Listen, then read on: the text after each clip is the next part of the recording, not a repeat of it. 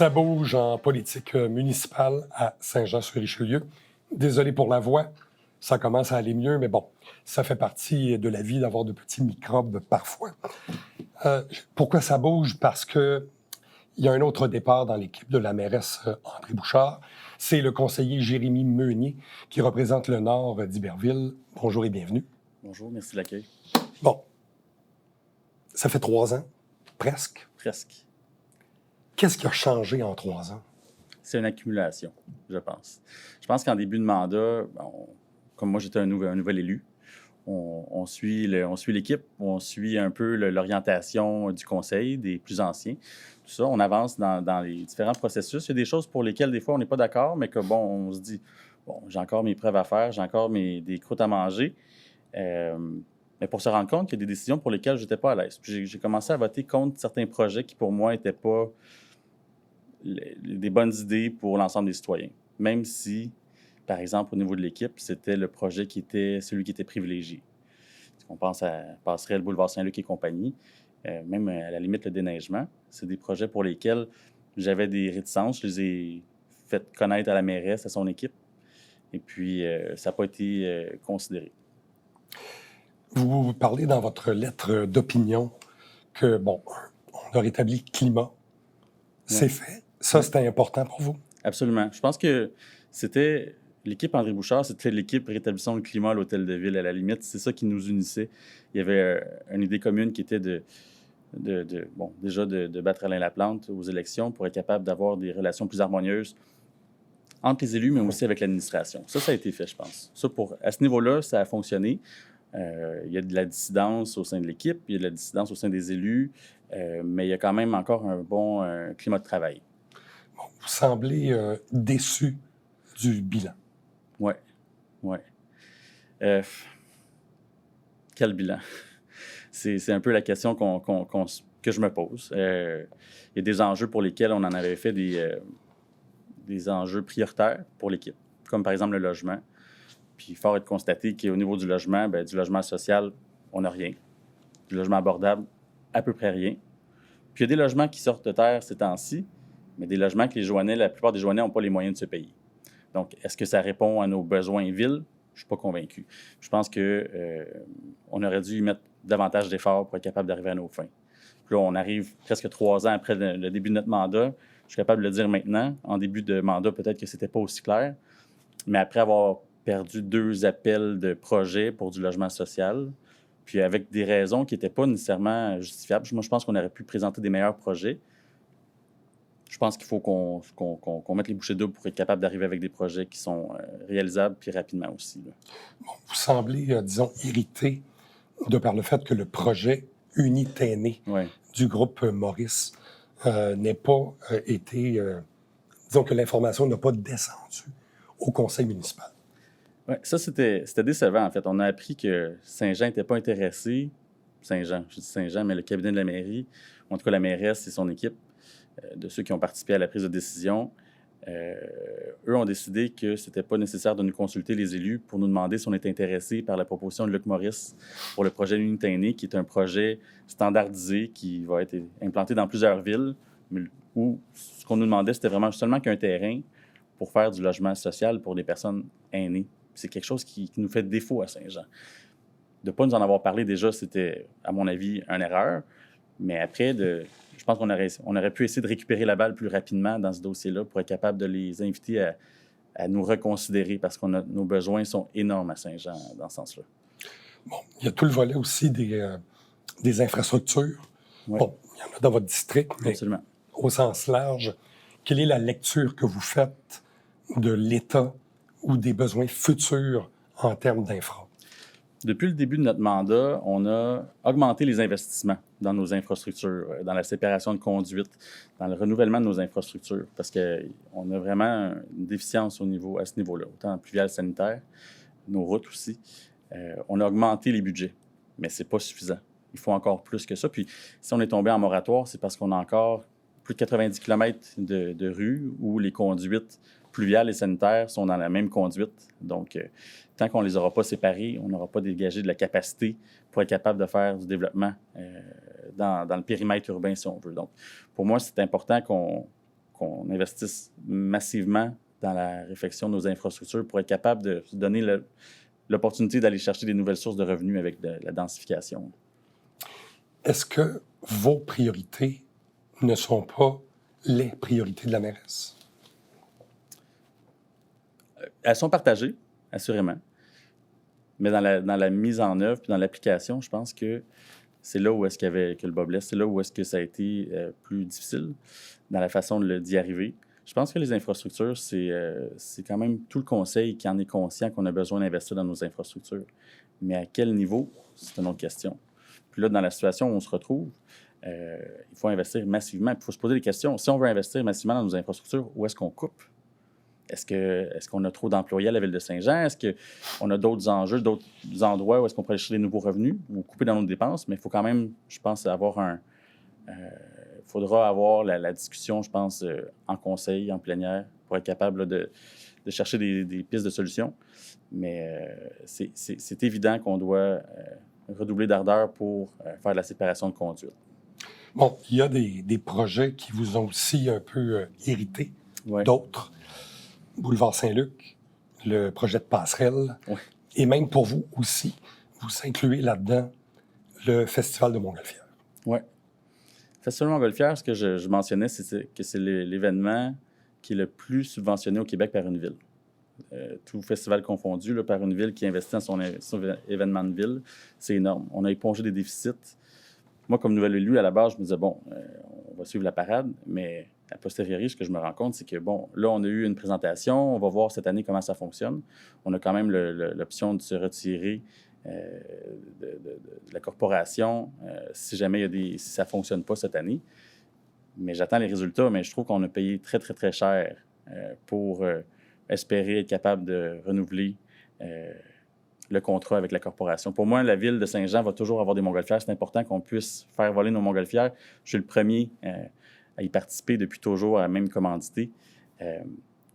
Mais la forme que ça a actuellement coûte très cher aux citoyens de la Ville. Puis il faudrait voir, si ça fonctionne bien cette année, peut-être qu'on peut laisser une chance.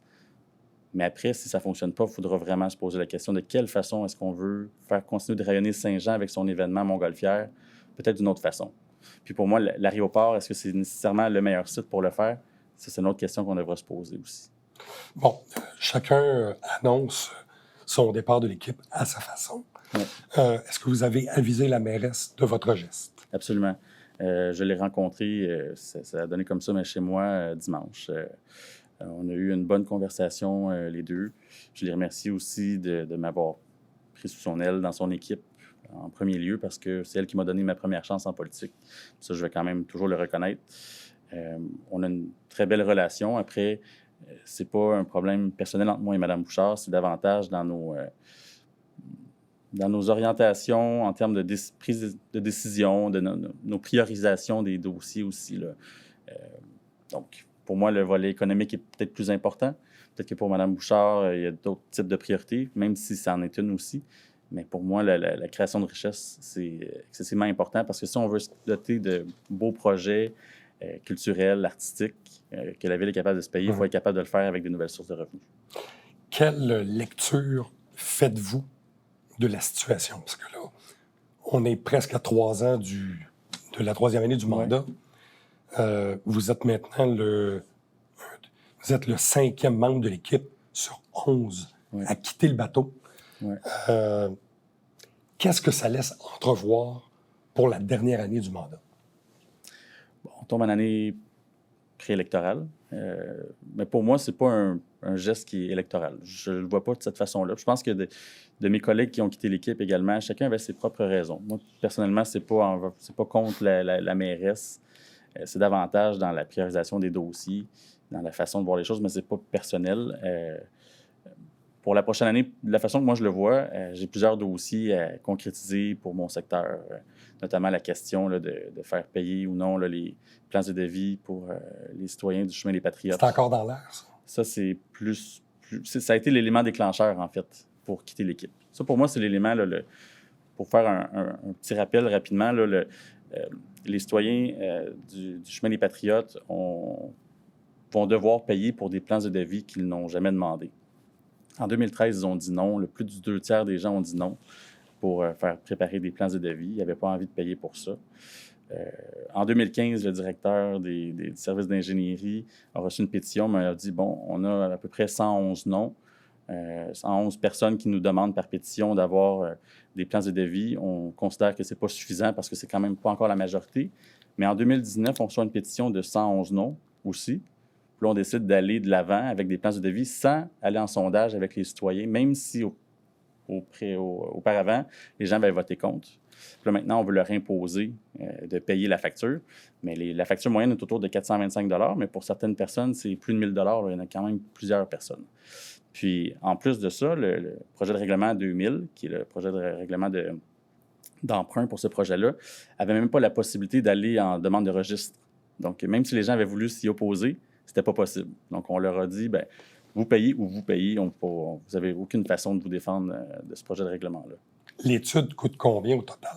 C'est 298 000 $. Bon. Puis, Mme la mairesse n'était pas ouverte à l'idée de rembourser? Moi, c'est ce que j'ai demandé. Après, il y a eu, en caucus, il a été décidé que ça n'allait pas être le cas. Après, chacun des conseillers peut avoir ses propres raisons. Ils les expliqueront à mes citoyens. Moi, ils expliqueront leur position. Mais j'aurais aimé ça avoir l'appui de Mme la mairesse dans ce dossier-là. Parce que pour moi, c'est une injustice. Puis quand on parle d'équité et de cohérence, souvent, Mme la mairesse répète ces mots-là. Pour moi, cette décision-là est ni équitable ni cohérente. Donc, c'est un peu ce qui a été la cerise sur le Sunday qui m'a fait dire non, c'est fini l'équipe. Je pense que je vais y aller, je vais continuer à siéger à titre d'indépendant. Puis je vais être capable d'avoir un peu plus de flexibilité et de liberté dans mes prises de décision. Le dossier des infras le long du chemin des Patriotes, Ouais. Est-ce que pour vous, c'est un dossier clos? Pour moi, c'est un dossier clos, à moins qu'il y ait un événement majeur. Si, par exemple, il arrivait à une situation où est-ce que il n'y a plus d'eau dans les puits, par exemple. Bon, là, on aurait une situation majeure. Si on avait des puits contaminés, ce serait une situation majeure. Si on garde les mêmes paramètres, pour moi, cette situation-là de prolongement d'aqueduc, il faut mettre ça à pause, au moins pour 7, 8, 10 ans, parce qu'il n'y a pas d'éléments nouveaux. Puis depuis 10, 15 ans, on pose la question aux gens, puis ils continuent de répondre que ça ne les intéresse pas. Le jour où il y aura des éléments nouveaux, je pense qu'on pourra rouvrir la porte, mais pour le moment, c'est un dossier qui est clos, à mon avis. Mais ça peut rester stable assez longtemps? Absolument. Les gens qui ont fait le choix de s'installer en campagne avec un puits ont de l'eau dans leur puits. Ça peut arriver qu'un puits se tarisse avec le temps, on creuse un nouveau puits. Mais c'est la même chose sur le chemin des Patriotes que sur le rang Saint-Édouard ou sur le 3e rang ou à l'Acadie, un peu partout. Sur notre territoire, on est quand même 73 % de notre territoire est agricole. Le plus gros de ce pourcentage-là de territoire n'est pas desservi en infrastructure. Les gens ont de l'eau, puis un champ d'épuration ou un réservoir, mais ils s'organisent, puis ça fonctionne. Content d'avoir finalisé le projet du parc Bella? Absolument. Absolument. Le parc Bella, ça faisait tellement d'années que c'était demandé. C'est tout un quartier qui s'est construit autour de cet espace-là sans jamais qu'il y ait de parc. Je ne sais pas c'est combien de milliers de citoyens qui habitent dans ce secteur-là qui n'ont pas de parc dans un rayon acceptable près de leur résidence. On a fait, depuis une quinzaine d'années, on leur promettait des jeux d'eau, un parc, tout ça, ça ne se faisait pas. C'était toujours repoussé dans l'exercice du PTI. Donc là, au moins, on va concrétiser le projet une bonne fois pour toutes. S'il vous reste, disons, un dossier à faire avancer d'ici la fin du mandat dans le district numéro 3, c'est quoi? Il y en a plusieurs, mais c'est certain que pour moi, là, la priorité aujourd'hui, pour moi, c'est de défendre mes citoyens du chemin des Patriotes pour l'injustice. Pour moi, ça, c'est ce qui a été l'élément déclencheur de quitter l'équipe. Pour moi, ça, c'est ce que je vais vouloir défendre. Je n'ai pas fini de vouloir le défendre. Donc, j'espère, en séance publique cette semaine, être capable d'apporter le point.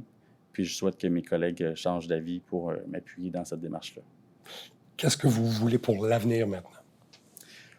Me représenter pour un 2e mandat, assurément. J'ai adoré l'expérience. J'ai adoré j'adore encore le contact avec mes citoyens. J'ai la chance de les voir, les côtoyer au quotidien, dans mes marches, dans mon commerce, dans tous leurs problèmes, les petits enjeux de ville. Souvent, une ville, il y a beaucoup de bureaucratie. Les gens nous appellent pour essayer de dépatauger tout ça, puis essayer de trouver des solutions. On est là pour les appuyer. Puis souvent, quand on intervient, bien, ça fonctionne. Donc, de voir les résultats rapidement, pour moi, c'est quelque chose que j'ai trouvé très gratifiant, valorisant, puis j'ai envie de continuer à le faire, là, au moins pour un autre mandat. Et comment voyez-vous l'avenir de la ville? De façon positive. Il y a des gens qui sont pessimistes peut-être. Moi, je vois ce qui est en train de se passer, ce qu'on est en train de construire. On fait des choix pour rendre notre ville plus belle, plus verte aussi. Je suis positif. On va avoir des enjeux qui vont nous rattraper assez rapidement, là, surtout en ce qui concerne tout ce qui est traitement des eaux usées. Ça, je pense que ça va être l'enjeu principal des peut-être 20 prochaines années.